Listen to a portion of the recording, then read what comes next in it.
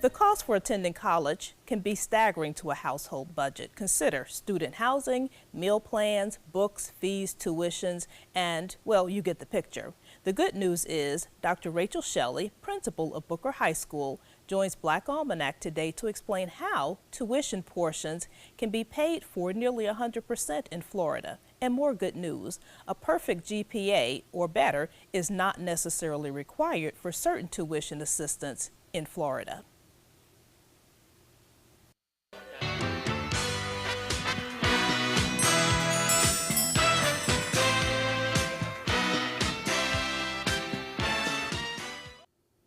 Dr. Shelley, Mr. Andrews, thank you so much for joining us on Black Almanac this morning. One of our favorite things to talk about here, of course, is education. So thank you for joining us today. Let's get started as we begin this school year talking about, end in mind, what do we need to be doing right now to get prepared for college and for careers. And one of the things that we're definitely going to cover today is how to get as much assistance with tuition as possible. Everybody wants to know that. Absolutely. Mr. Andrews, why don't we start with you? Okay. I believe the first step is preparation. Students starting early. Early preparation in terms of making good grades, working to research the careers that are available and the colleges and the money that's available. And then taking advantage at your local schools of whatever programs are available. And we have a number of accelerated programs at a lot of schools in this district. At Booker, we have the ACE program, where students can earn college credits right away, early in high school, along with dual enrollment and our AP program. They can cut the cost of college starting in high school, and then, of course, do scholarships along the way. It begins with early preparation, making good grades, and taking advantage of the programs that the school offers. So what programs do we have? Let's just cut to the chase and get to the money right away. Short brown hair and brown eyes. He was last seen in the area of Lake Avenue and East Bay Drive in Largo, Florida, wearing a blue shirt with 72 on the front, blue gym shorts with a black and white stripe, black socks, and black and white Nike sneakers.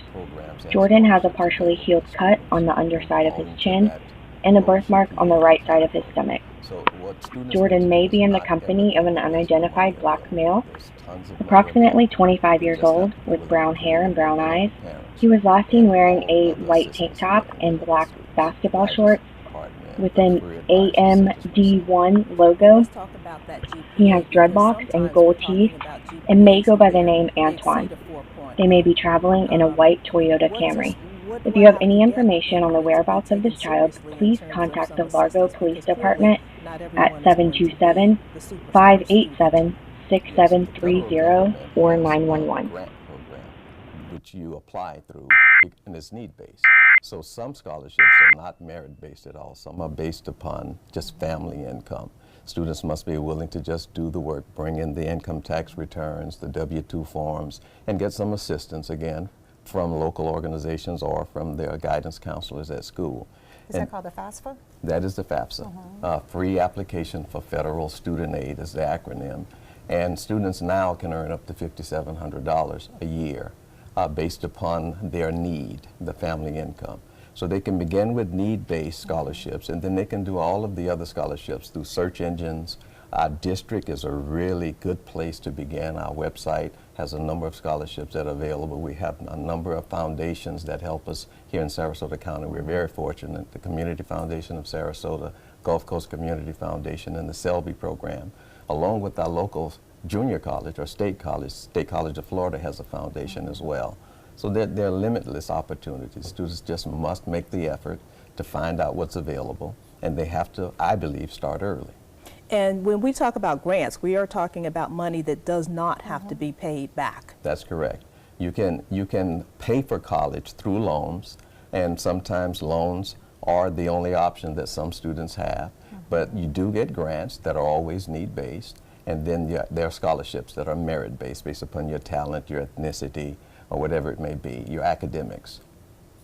Dr. Shelley, Yes. we talk oftentimes about scholarships and how much money there is available. So we're fortunate that we are pretty informed and aware of what's going on. Where's the gap between so many students not being clear, and parents for that matter, not being clear about where to seek assistance? What might we be doing different or better as the adults in the room, if you will, to help get students connected with grant money? Absolutely. I think it starts with opportunity and exposure. I believe several of our students and families in our community, they're just simply not aware of the opportunities that are available.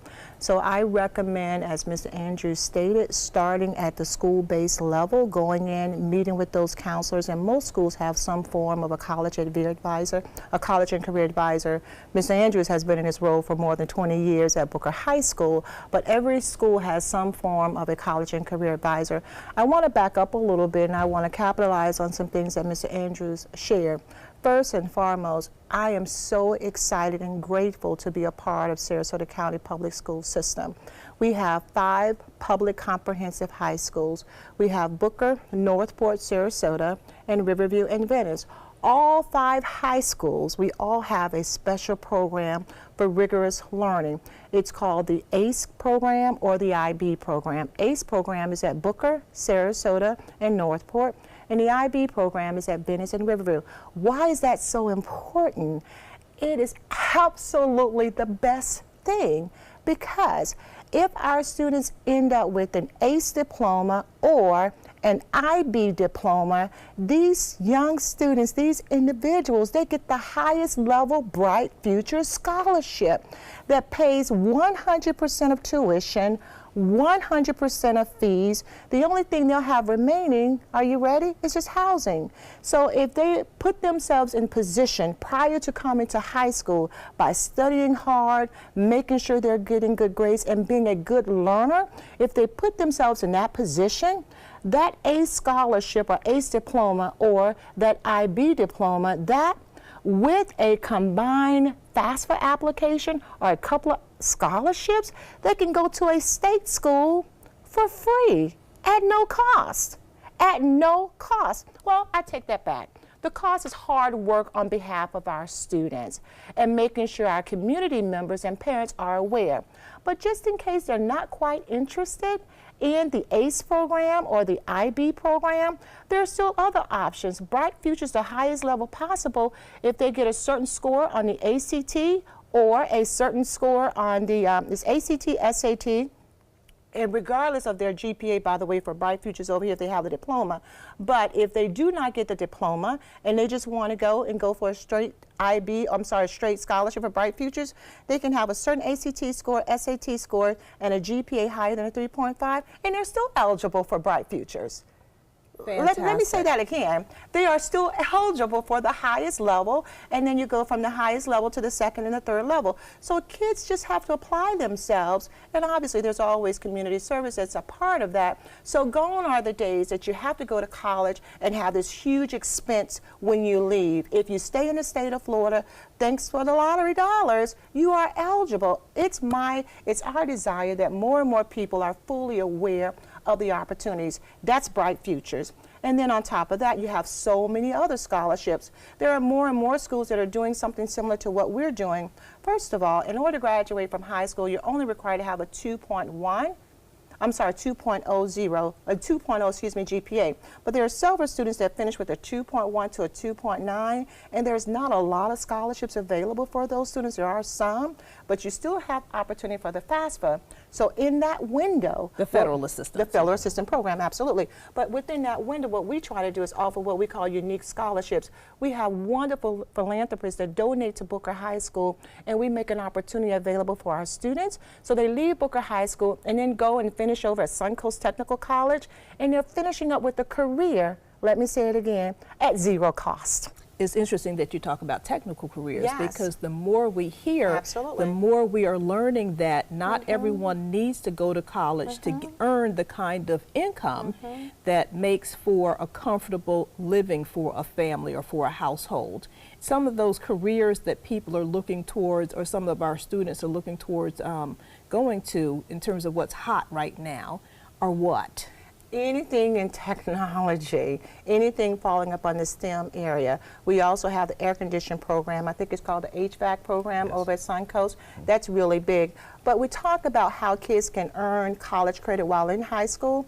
I failed to mention, or perhaps Mr. Andrews and I both failed to mention that. Are you aware that our students can start going to Suncoast Technical College from any high school in their junior year of high school? So in their junior year, they're working on their academics and their career simultaneously, and those can also be transferred to college level courses as well. So they can literally finish high school and have a career simultaneously at no cost to our students, and be prepared to transition into the workforce and make a decent salary. There are some programs take a little bit longer, and those programs that we reach out to philanthropists and they support our students, because we believe investing in our students is the most important thing that anyone can do, because in fact we're investing in our future. So let me go back and make sure I capitalize on a couple of things. Students can earn high school credit and college credit while they're in high school. There are 4 broad areas. You have advanced. One quick question. Yes. If they are in high school and they Yes. are taking a college course, are they paying college tuition while they're in high school? No, Ms. Gilmore, they are not. They're not paying Cutting. tuition. They are not paying for their books. So now's the time to get started. If you're So in high school, now now is you the want to take time. as many courses in college as possible.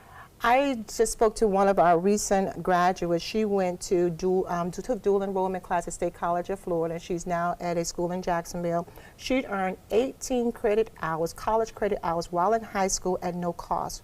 We have some students that very seldom come to Booker High School. I jokingly call them my do-drop-ins, because they're over at State College of Florida full-time while they're still enrolled in high school. We have students that have earned an associate degree and a high school diploma simultaneously.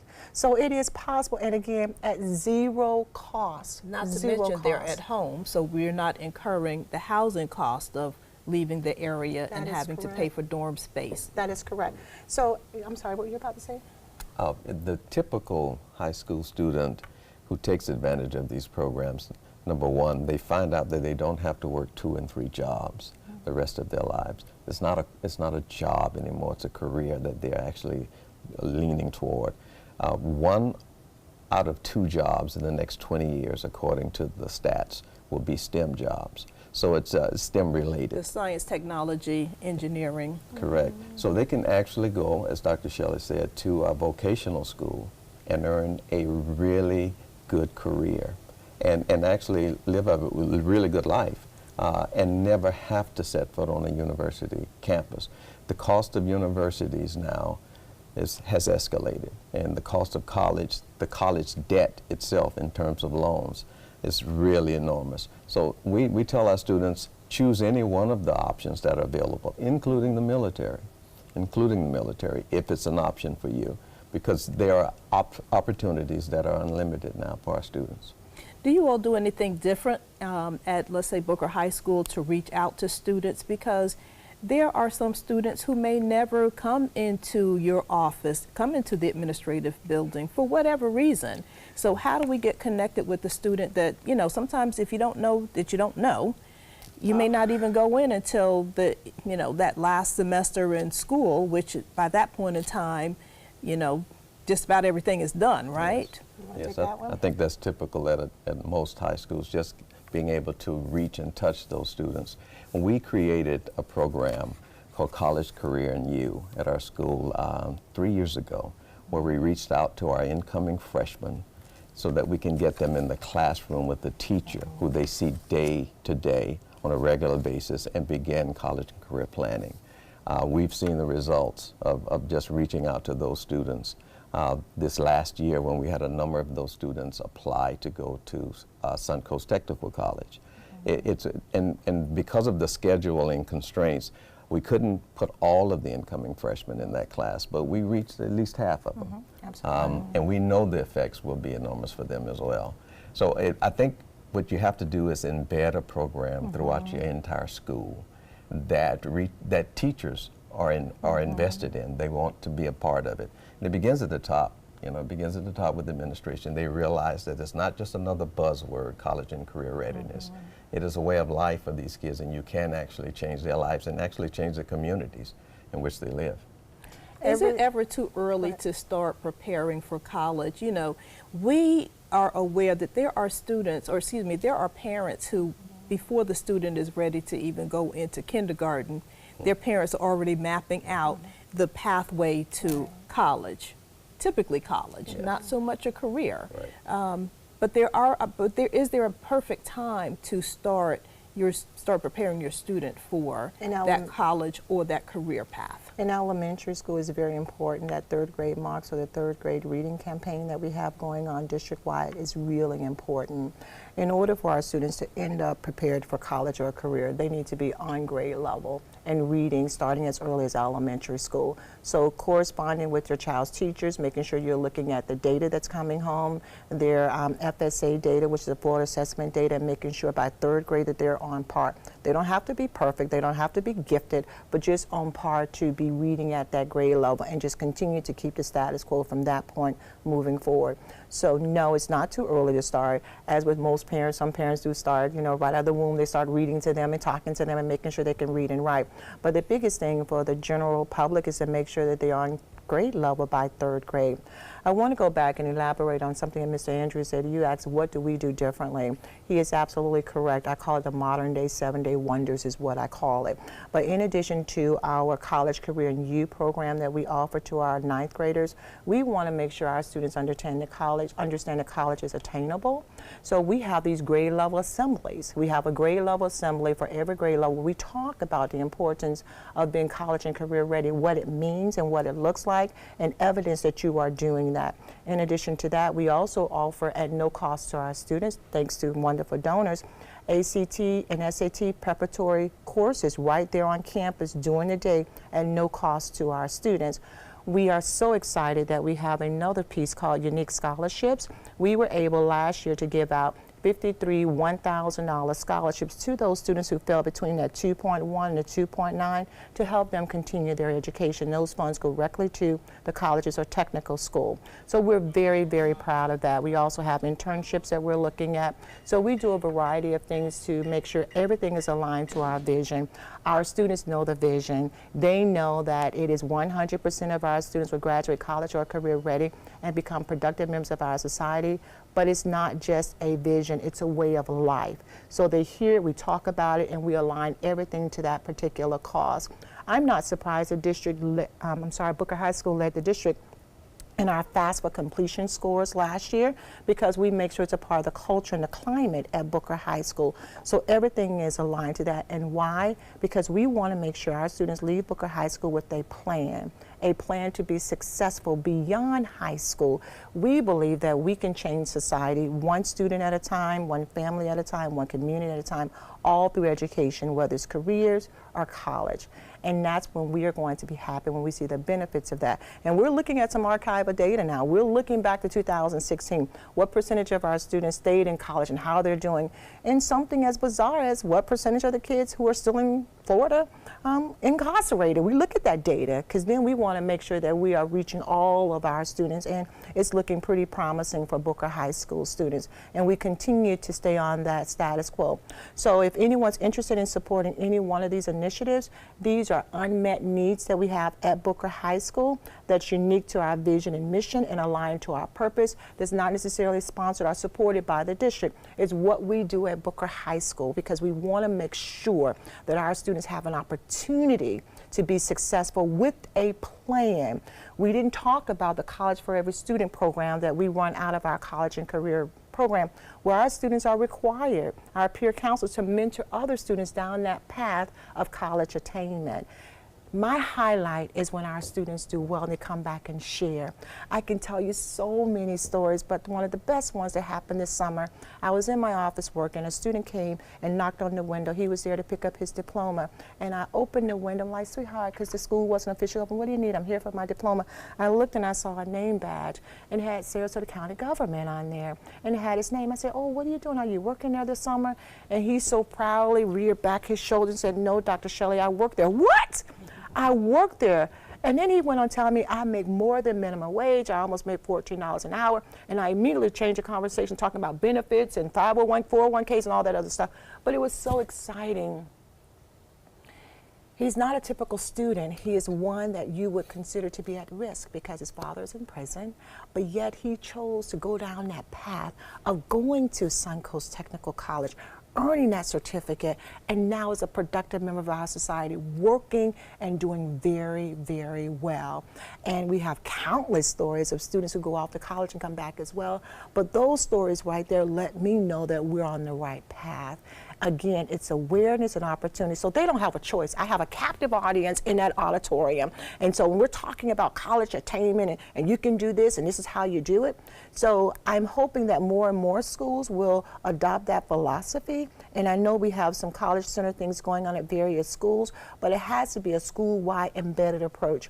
We cannot do what we do without our teachers. They help their kids with college essays and resumes. Again, it's in everything. And that's what our teachers do. So our teachers, our administrators, our community supports, everyone. We have countless people that come in to the College and Career Resource Room that work with our students as well. Last year, class of 2018, they earned more than $5 million in scholarships and institutional aid. And again, it's a lot of work because when you're dealing with first generation students, Renee, you have to bird dog them. You have to send this information out and remind them. He spends a lot of his time just bird dogging students. But that's important. That's a part of the program because if you give a student something and say, here, this is due on February the 2nd, or go into Career Shines and complete this essay, the chance of them doing it is probably null. But when you're giving them information and reminding them and giving them a due date and again, pulling them in and giving them opportunity to complete the task, then you're going to increase the likelihood of them being successful. Are you doing some things with parents to bring parents onto campus and to get them connected? Because sometimes it sounds amazing to me that even in 2018, we are still talking about a number of people who are first generation college bound. Right. What I have found, and I can share with you with pleasure, is that we do a lot of awareness information with our families. So we send information out via connected and remind.com. Some of our parents are working 2 and 3 jobs, so it's harder for them to come in and be a part, but we definitely keep them connected in what's going on. It's not uncommon for us to text our parents and say, this is what we have going on tonight. This is where your child is fitting in this particular category. And most of them are doing the best that they can, so we understand that, and we need their support and their involvement. But I'm beginning to see more and more support from parents. Are you? Especially in the College and Career Resource Room. We hold FAFSA workshops, application, what we call them boot camps, that take place at night or later in the afternoon, past the school hours. And some of our parents will come in. Many of our parents ask me when I'm emailing the seniors especially, would you please include me in the email blast so that they get reminders about deadlines, college deadlines, work opportunities, internships, scholarships, whatever it may be. So we do try to reach out to parents. My dream has always been that we would, can I share my dream? You can share your dream. Yeah. My dream has always been that we could open somewhat of a parent academy where parents could come at some point in the afternoons and night and come and get some of the work that they needed done to help their students, but also they could get college and career assistance as well. It's a dream. It's been a dream. Now that is something that would certainly change the community, a community period, no matter where, in a big way, to start having parents working right along with their students to get their own degrees. Absolutely. We know some people like that who have gone back and been inspired to go back to school because their own student was going into a fantastic career or was college bound. Absolutely. And for many of those parents, funding is there. The needs of society have changed since I was in school. And I just believe that a high school now probably should be a 24-hour facility where it's open all the time for parents to come and get the assistance they need. Maybe daycare centers are there to help them. And maybe the daycare center could be a training ground for some of those students who want to work and do internships. It's just a dream. We are in a 24/7 world now. Is there anything online, as we close, is there anything online in terms of students and parents being able to take a look online at any given time, 24 hours a day, to see what's available for them? Absolutely. Not for the college and career readiness track yet, but it's definitely something that we can look into. They can go in now through the school system and look at grades, but not to check in to see how many scholarships their children have completed. We do have the program inside the college and resource room where our students can go in and look at scholarships, and not parents, not yet. But in the last 5 years, we've increased our enrollment by more than 400 students. As such, I don't know if you heard it earlier, he said he emails a blast to our students. He is rather unique being a college career advisor where he emails our students about scholarships. We have other students that come to Booker High School that's not a Booker High School student to receive information that he's providing. And this year we had to separate it out from college and career and bring on another staff member to just focus on the career piece, because the college demand at Booker High School has become extremely intense, and we like and welcome the opportunity that we have more and more, but it's really taxing, so we had to separate it out. So now Mr. Andrews is our college advisor, and we have Martha Flynn who's operating as our career advisor, so we can meet more students' needs and be able to give them all the services that they need. So hopefully we will continue to be able to offer services. He and I was talking in the car driving over about a college fair that we're going to be assisting one of our local sororities in doing, because most people in this community know that the hub when it comes to their children being college and career ready, we're on the forefront of that. And we've been talking about college and career readiness now, I know, for 8 years. And so we continue to go a lot deeper. But again, all the services that I suggested or rattled off earlier, those are not supported by the district funds. So if there's anyone out there interested in supporting Booker High School, I know if Dr. James was here, he would support me in that. We can definitely use some support because these are unmet needs, and we have a lot of needs. Thank you for joining us today. That's all the time we have, but you know you will be back. Oh, well, thank you. Thank you. Thank you. Thank you.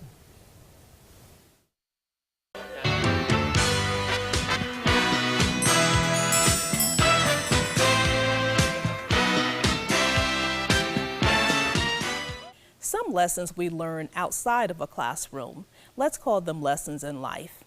And when we're brave enough to embrace the fear of the unfamiliar, we just may earn the right to say from those lessons, let the work I've done speak for me. Such is a life lesson shared by John McCain at his sunset last week. A card-carrying member of the Republican Party for as long as I can remember, Senator McCain taught us what it looks like when an elected official places the American of party politics. Courage is his own lesson in leadership, that from a man who did not graduate at the top of his class. He penned in a final letter a lesson about American values. The statesman lost the presidential bid to a black man who he characterized as a decent family man and citizen. Referring to the American people's historic selection of Barack Obama, Senator McCain said, 10 years ago, I had the privilege to concede defeat to for the election of the president. Do not despair of our present difficulties, but believe always in the promise and greatness of America, because nothing's inevitable here. That's a lesson in selfless public service. For Black Almanac, I'm Renee James Gilmore.